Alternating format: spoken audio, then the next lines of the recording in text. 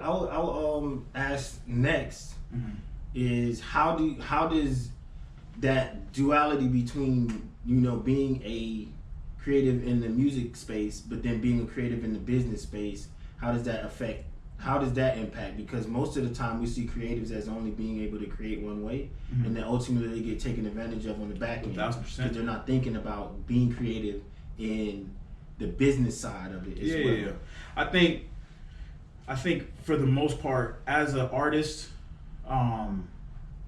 that is one of the side of creativity that most artists don't pay attention to. Yeah. And that's why managers, creative directors, they exist for a reason, and they're there for a reason. But as an artist, you have to look at yourself as a business, and the part about finding the duality in that is oftentimes the artists that you do see that are successful took that extra time to be creative in the business side of things, and that's why their music has reached the levels that it reaches. And that's sometimes even saying, hey, I don't have this creative mind for that, and delegating that to somebody else.